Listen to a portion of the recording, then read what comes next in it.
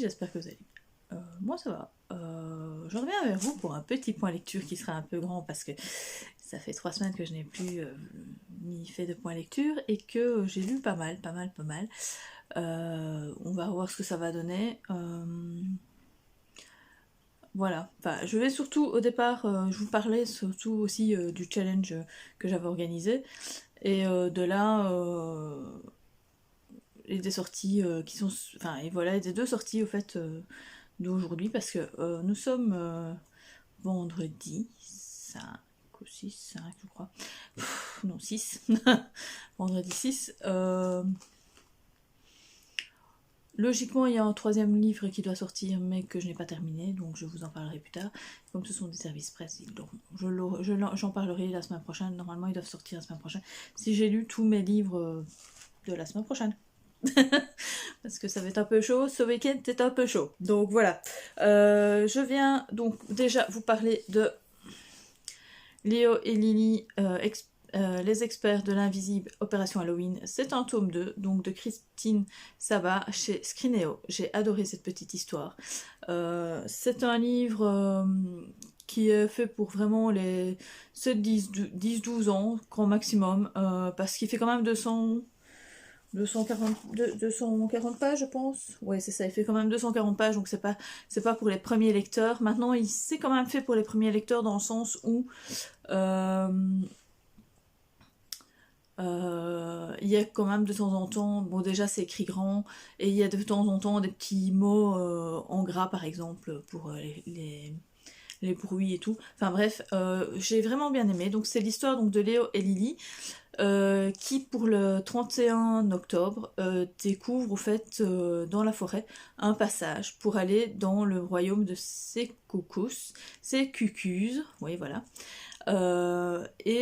Ils vont faire la rencontre au fait d'un petit fantôme qui s'appelle...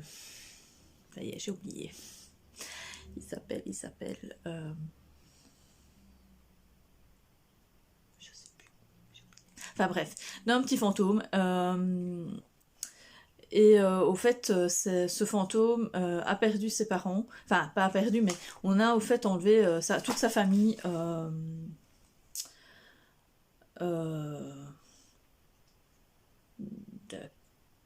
D'accord.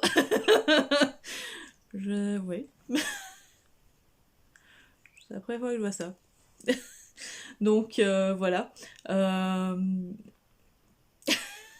J'ai mon iPad. Non, je n'avais jamais vu, au fait, ça. Enfin, c'est qu'une simple image, en plus, hein, donc c'est ça qui est un peu... Bref. Donc, voilà. Ils ont donc rencontré ce petit fantôme qui vient justement à la recherche de Léo et Lily pour retrouver ses parents et son petit frère qui ont été enlevés par d'affreuses sorcières qui veulent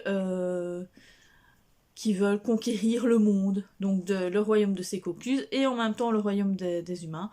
Et j'ai trouvé ça super mignon. Alors ça fait en effet un petit peu peur forcément parce que c'est un livre d'horreur pour Halloween, pour la période, mais ce n'est pas non plus horreur dans le sens, ça fait pas... c'est tout mignon quoi. Je veux dire, vraiment ceux de 7-8 ans vont pas avoir tellement peur que ça, ils vont peut-être avoir pas un peu des sorcières mais sans plus quoi, voilà. C'est pas vraiment... Il y a des livres un peu plus horrifiques que ça, même en jeunesse, quoi, c'est ça que je veux dire. Donc ici c'est tout mignon, c'est tout gentil. Franchement, les dialogues sont géniaux, ils sont super marrants pour certains. Alors ce qui était bien marrant aussi, c'est que le petit fantôme, enfin les fantômes en général, suivant leur émotion, changent de couleur. C'était assez marrant. D'ailleurs, c'est ça qui a fait qu'ils ont trouvé certaines choses par rapport... Enfin bref, qui fait que l'histoire... évolue par rapport à cette petite chose qui est le clignotement quand ils sont heureux et tout, enfin bref, ou quand ils sont tristes. Enfin, c'était assez marrant. J'ai vraiment bien aimé. Franchement, je le ferai lire si je l'ai encore, parce que bon, c'est Vianney Gallet, donc je l'ai pas pendant très longtemps. Mais si j'avais l'occasion de pouvoir le lire à mon filleul, je le ferai lire sans problème. Maintenant, lui, il n'a pas à lire pour le moment, donc il a 7 ans. C'est pour ça que je dis, en Belgique, le problème c'est que 7 ans, c'est un peu compliqué parce que ils n'ont pas encore appris complètement à lire, en fait. On a un nouveau système d'apprentissage en Belgique et maintenant les 6-7 ans ils apprennent seulement à lire. Et c'est à la fin de leurs 7-8 ans, début de leur 8e année qu'ils savent vraiment lire quoi. C'est un peu... En fait on les fait lire, on leur apprend à lire sur la... Pour vous en France en CP et première, alors que nous, oui c'est ça, que non, si c'est un... Non, oui c'est ça, non c'est un... Enfin bref, non, c'est CP et CE1, je sais plus, enfin bref, que nous, enfin nous c'est première, deuxième comme on dit, nous il leur faut 2 ans en fait pour apprendre à lire, donc voilà, correctement et tout, que avant... En un an, ils apprenaient à lire, quoi. Enfin, bref. J'ai vraiment adoré. Lisez ce livre, faites découvrir ce livre. Alors, je vous ai dit que c'était un tome 2, mais sans problème, vous pouvez le lire. J'ai tout à fait compris ce qui s'était passé. Ça ne spoil absolument pas le premier tome, si ce n'est en effet qu'ils vous disent qu'ils ont réussi à résoudre leur petite opération qui était Opération Noël. Donc voilà. Ensuite... j'ai lu Reykjavik de Ragnar Jonasson et de Catherine Jacobsdottir. Oui, j'ai du mal à lire. Chez La Martinière. J'ai vraiment adoré aussi. Je n'avais jamais lu du Ragnar Jonasson. Je me suis dit ça doit être bien et tout parce que ben voilà c'est du polar islandais, enfin c'est nordique donc moi j'aime vraiment bien et franchement j'ai été tout à fait comblée par ce livre. Il m'a complètement plongée dans les années 1986, enfin c'est surtout dans l'année 1986 en Islande à Reykjavik, parce que le journaliste, au fait, ici la police enquête, mais c'est surtout un journaliste au fait qui va enquêter sur la disparition d'une jeune fille de 15 ans, Lara, qui a disparu dans les années 50. On n'a jamais pu la retrouver et en Islande ça a fait un bruit énormément. Tous les ans plus ou moins, tous les ans, tous les 10 ans ils en reparlent parce que cette fille-là, ben, on ne sait pas ce qui s'est passé, on ne sait pas pourquoi, enfin bref on n'a jamais retrouvé son corps et voilà c'était vraiment un choc pour eux les Islandais. Donc du coup Valur qui est le journaliste va mener sa petite enquête et va essayer de résoudre cette enquête parce que pour lui, il faut absolument résoudre ça. Ses parents doivent savoir si oui ou non elle est morte ou si elle est partie d'elle-même. Enfin bref, voilà, j'ai vraiment bien aimé. Donc on a au départ donc les faits de ce qui s'est passé, enfin entre guillemets les faits par rapport à la vue d'un inspecteur de police, Christian Christiansens, qui va mener sa petite enquête et tout. Et ensuite, sur quelques années, ça va être étalé sur quelques années. Et ensuite, on va avoir donc tous les X temps un petit chapitre sur voir sur l'avancée ou pas de cette enquête. Et on repart donc en 1986 avec cette affaire que Valur va oui ou non résoudre, enfin voilà. J'ai vraiment bien aimé, l'écriture est super fluide, ça se lit tout seul, alors ça prend son temps mais sans prendre tout à fait son temps, c'est un polar islandais donc nordique, donc forcément ça prend toujours son temps, mais en même temps comme il y a des dates à chaque chapitre, on sait quand on est et donc du coup ça avance, donc ça se passe quand même, le truc se passe sur quelques mois, parce que voilà, il se passe plein de choses, plein de rebondissements, et surtout les 100 dernières pages sont à tomber. Franchement, j'ai adoré, je m'attendais pas du tout à ça comme dénouement, et franchement, c'est à lire, et je continuerai, je vais découvrir Ragnar Jonasson, parce que franchement, j'ai vraiment bien aimé. Ensuite, ah oui, je n'ai pas dit, il fait 405 pages. Est à 21,90€. Donc il n'est pas encore si cher que ça, comparé à certains, pour le moment, des livres, le prix des livres, vous savez bien, ça devient exagéré. Ensuite, j'avais lu... il y a... au fait, j'ai terminé le mois passé, mais j'ai zappé complètement de vous en parler, de Inheritance Game, le tome 1, donc de Jennifer Lynn Barnes, chez PKJ. Je l'ai lu en livre audio, donc via Audible. C'est lu par...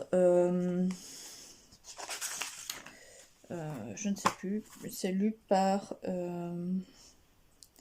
Audrey Dulster, que j'ai déjà eu comme comédienne dans un autre livre que j'avais bien aimé, je ne sais plus c'est lequel, mais enfin bref, je sais que j'avais bien aimé sa voix.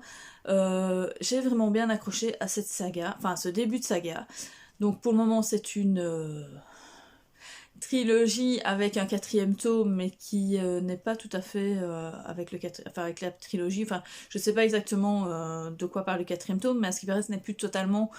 C'est pas une suite directe par rapport à cette trilogie. Donc au fait, ici, on va parler. J'ai oublié du prénom, vu que forcément, ça fait un petit temps que j'ai lu. Je ne sais plus. Enfin bref, on va parler au fait d'une jeune fille qui va se retrouver sur le testament d'un milliardaire, d'un giga milliardaire, et on ne sait pas pourquoi. Donc la seule chose qu'on lui demande, c'est de vivre dans la maison pendant au moins 1 an pour pouvoir toucher l'héritage. Et de là se joue une petite enquête, enfin un petit jeu de pistes entre les enfants enfin les petits enfants plutôt du milliardaire qui est mort et cette jeune fille pour savoir pourquoi elle a été choisie et pourquoi elle a été choisie, pourquoi eux ont été déshérités et tout, sauf elle, quoi. Voilà. Parce que elle reçoit tout, et les autres reçoivent soit un petit pourcentage, mais vraiment rien. Ils doivent même, normalement, ici, ils peuvent encore vivre dans la maison, mais ils vont devoir la quitter, quoi. Donc voilà.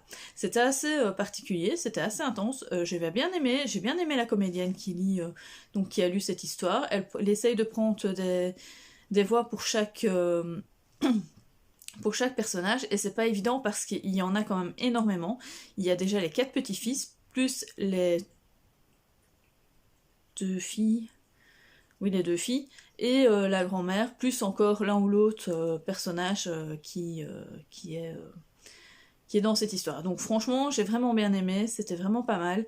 C'est une ambiance un peu oppressante quand même, parce que on se retrouve un peu dans un huis clos comme ça, et on joue un peu à cache-cache, et en même temps on essaye de résoudre des énigmes et tout. Enfin bref, franchement j'ai bien aimé. Je suis en train de lire le tome 2, mais sans plus quoi. Enfin je veux dire pas sans plus, mais je suis pas à fond parce que vous savez, pour le moment les livres audio j'ai un peu du mal encore à les écouter, et je ne sais plus les écouter du tout en voiture vu que je ne travaille plus pour le moment. Donc voilà. Ensuite, dans le cadre de mon challenge Cozy Mystery, donc j'ai terminé sans problème. J'ai réussi tout mon challenge dans le sens que j'ai lu mes 4 livres et j'ai rempli mes 4 paliers, je vais dire ça comme ça. Donc lire un Agatha Christie, donc j'ai lu Les Pendules, je vous en ai parlé la fois d'avant. Lire avec un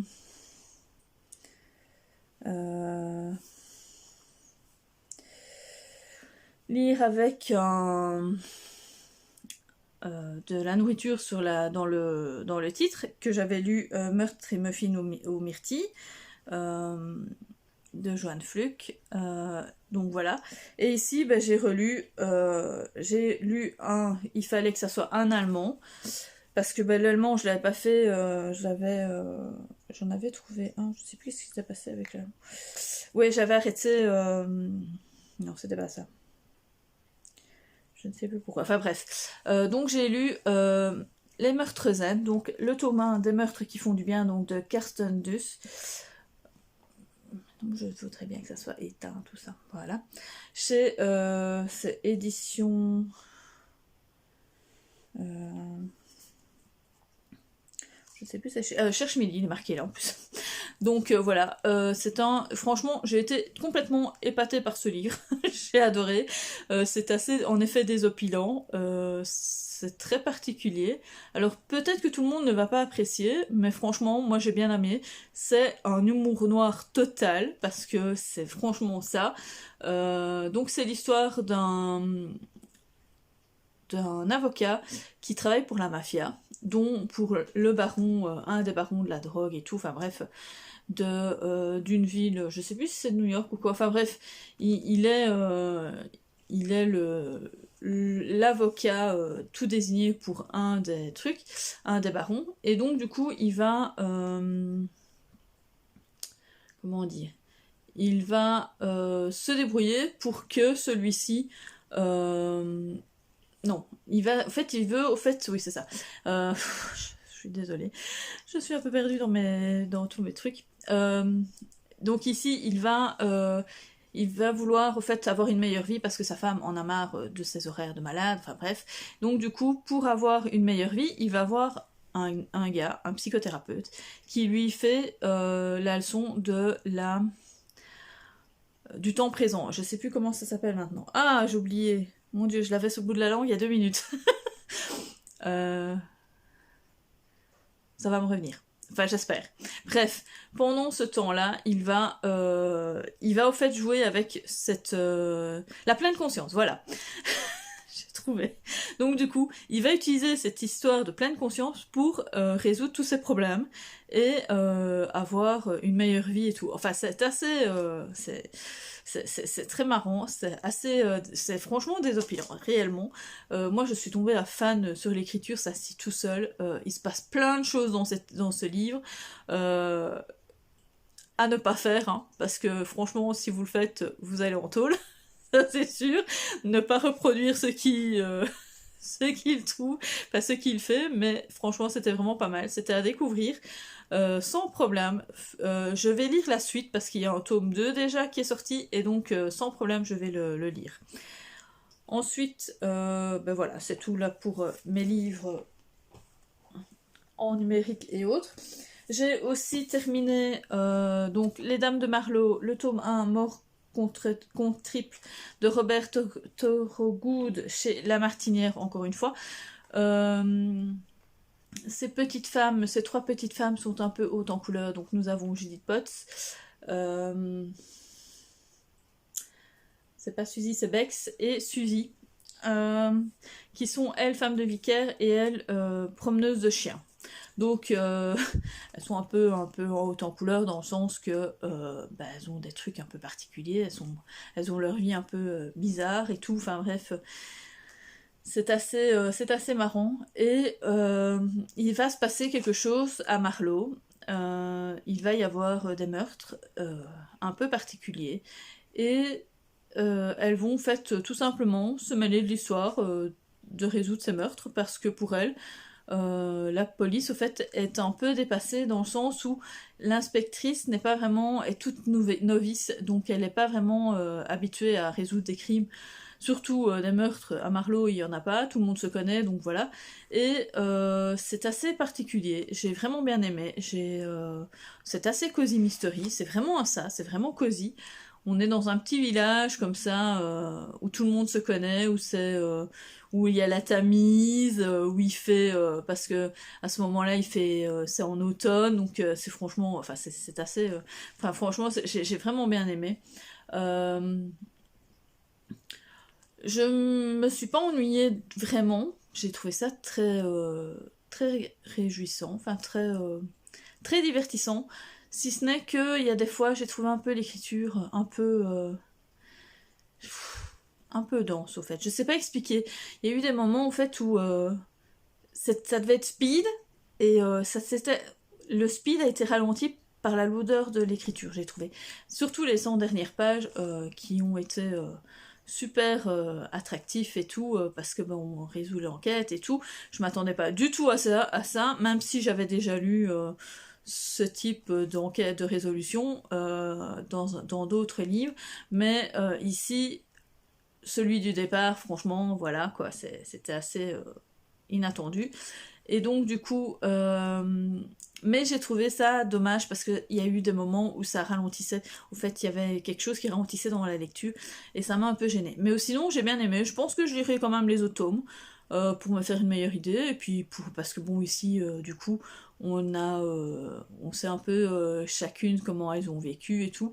Donc c'est vraiment pas mal. Et enfin voilà, c'était pas mal. Je vais recommander. Ensuite, j'ai lu aussi Le chat du bibliothécaire, le tome 1, Succès mortel de Miranda James. J'ai lu en lecture commune avec le club des Morphales de lecture sur notre groupe Instagram. Alors, celui-ci, je l'avais lu au départ parce que, comme ça, enfin voilà. Et tout compte fait, je me suis rendu compte qu'il validait un de mes paliers qui était un auteur, que l'auteur soit un homme, parce qu'au fait, j'ai toujours cru que c'était une femme. Tout compte fait, non, c'est James, c'est son prénom en fait. Donc Miranda James, c'est son nom et son prénom. Enfin bref, j'avais cru que c'était une femme, mais non, c'était l'inverse. Donc voilà. Alors ici, en effet, le chat est très présent d'une certaine manière, mais n'est pas présent dans le sens où il va dire des idées et tout, ou ce qu'il pense. C'est vraiment un chat comme tous les chats. Donc ici, nous allons être à Athéna dans le Mississippi. Charlie Harris, au fait, a un chat qui est un Maine Coon qui s'appelle Diesel. Et celui-ci, ben, forcément, est très convoité, enfin pas convoité, mais est très bien aimé, très bien apprécié par la ville et les gens de la ville, mais est aussi une petite, comment dire, attraction dans le sens que ben, on n'a jamais vu un chat aussi grand, quoi. Enfin, ça ressemble plus à un félin, enfin, un chien, quasiment un chien grand dans le sens de la taille, qu'à un chat, quoi. Donc voilà. Et donc ici, on va suivre donc ce Charlie qui est bibliothécaire et qui va résoudre au fait l'enquête sur le meurtre de je sais plus, de Godfrey Priest, qui est l'écrivain à succès de cette ville. Donc il a vécu toute sa vie donc, dans cette ville, à Athéna, mais il n'était pas très apprécié parce qu'il était un peu hautain et tout, et il s'est fait tuer. Et donc du coup, encore une fois, l'inspectrice qui est sur l'enquête n'est pas habituée à ça, elle est toute nouvelle et tout dans l'équipe, et l'inspecteur général est malade. Donc du coup, la mère, au fait, de cette inspectrice demande à Charlie de l'aider à résoudre cette enquête parce que elle sait qu'elle va pas réussir toute seule tout de suite, enfin voilà quoi. Donc du coup, on va suivre ce Charlie, donc plein de péripéties, plein de comment dire, d'action, de rebondissement, enfin bref, ça va être vraiment pas mal.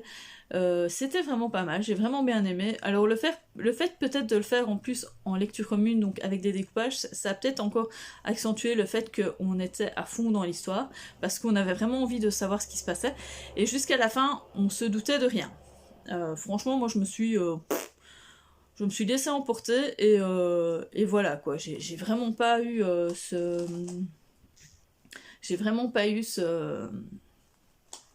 comment dire, savoir qui avait tué, l'avait tué et tout, parce que franchement, jusqu'à la fin, je m'attendais pas du tout à ça. C'était assez, ouais, assez, enfin pas dérangeant, mais je sais pas, enfin voilà quoi, ça m'a vraiment, j'ai été très très étonnée quoi par la fin. Donc c'est à découvrir. J'ai les tomes suivants à la bibliothèque, donc forcément je vais les lire sans problème. Je vais continuer cette petite saga. Ensuite, encore j'en ai encore deux. Donc j'ai lu un Hamish Macbeth, le tome 2 qui va à la chasse donc de MC Beaton chez Albin Michel, que j'ai lu en lecture commune avec Cerisier du Japon, parce qu'elle voulait lire absolument un Hamish Macbeth. Et comme je l'avais au départ, puis tout compte fait, je ne l'avais pas. Enfin bref, j'ai racheté pas trop cher ce Vinted, 3 tomes de Hamish Macbeth, plus un autre livre, donc voilà. Je me suis dit, allez, autant le lire directement, comme ça je suis tranquille. Et j'ai été un peu déçue par ce deuxième tome, dans le sens où c'est très très lent. Où c'est pas qu'il se passe rien, mais j'ai trouvé ça très très lent, très... je sais pas expliquer. Peut-être aussi le fait que c'est sur la chasse, peut-être que ça m'a un peu déplu dans le sens que je suis en effet contre la chasse. Je trouve ça complètement débile de chasser les animaux. Pour moi c'est barbare, hein. On n'est plus autant de l'homme de Cro-Magnon, donc voilà. Mais à part ça, Amish me plaît toujours aussi bien, j'aime vraiment bien ce personnage, je le trouve super intéressant. Mais par contre, la Priscilla... Qu'est-ce qu'elle me désespère, cette femme. Donc, au fait, il va se passer l'histoire donc de Priscilla qui revient, en fait, je sais pas si elle revient pour Noël ou je sais pas. Enfin, elle revient pour un moment bien particulier, présenter son mari qui s'appelle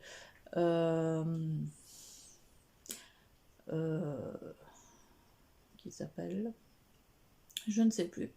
Bref, qui vient présenter son nouveau, enfin son futur mari à sa famille, parce que sa famille est bien sûr une famille très noble et tout, et elle veut absolument qu'elle soit mariée et tout, enfin bref.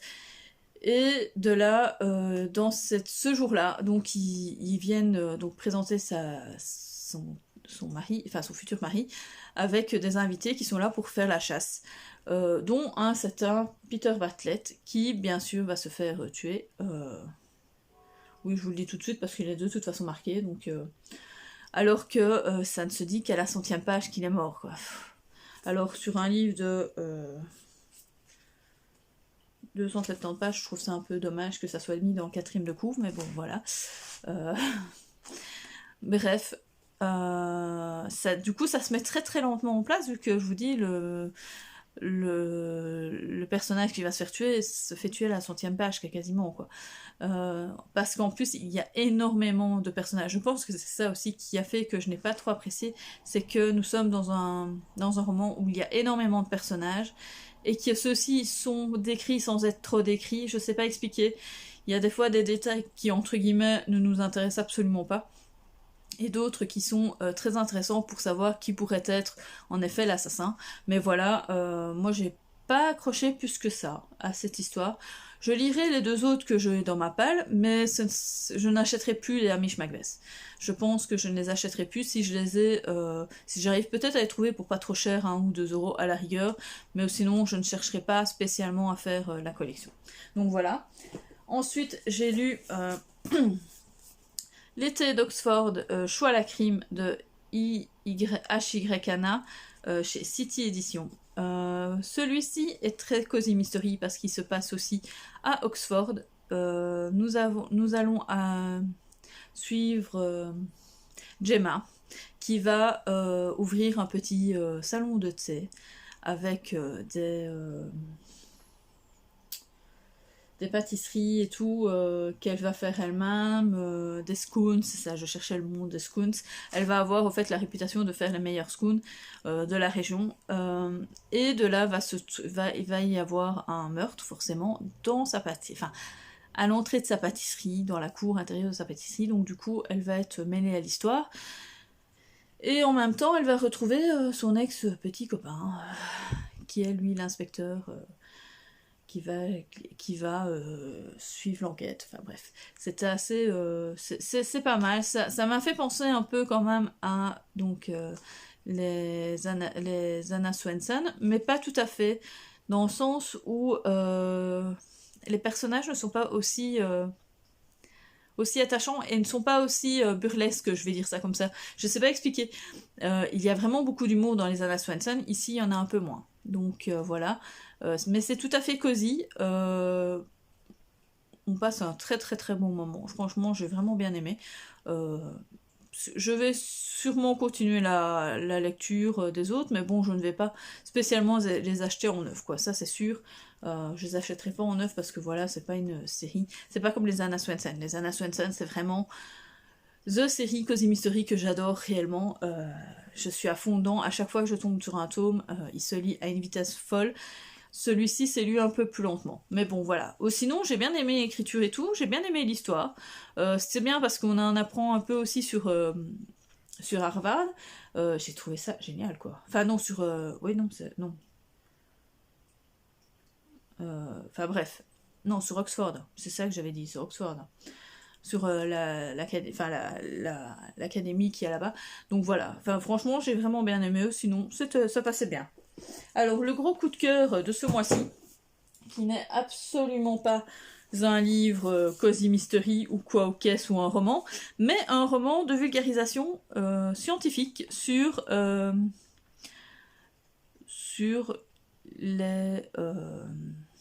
la vie qu'il pourrait y avoir dans le système solaire ou ailleurs. Donc c'est À l'aube de nouveaux horizons de Nathalie A. Cabrol chez Seuil. J'ai réellement adoré cette lecture. Franchement, je le lisais au fait tous les soirs avant d'aller dormir. Je lisais un chapitre, plus ou moins, parce que bon voilà, c'est quand même du scientifique, donc c'est quand même un peu hard. Il y a certains termes qui que l'on n'utilise jamais ou qui n'est pas connu. Donc si en effet vous n'avez pas l'habitude de lire des ouvrages un peu scientifiques, vous risqueriez peut-être de vous y perdre.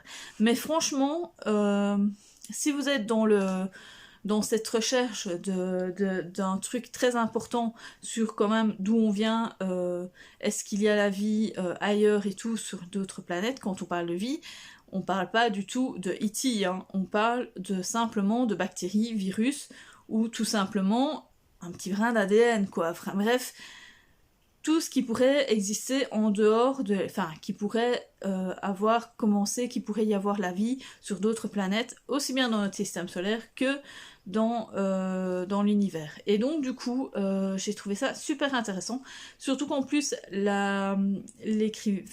celle qui a écrit le livre est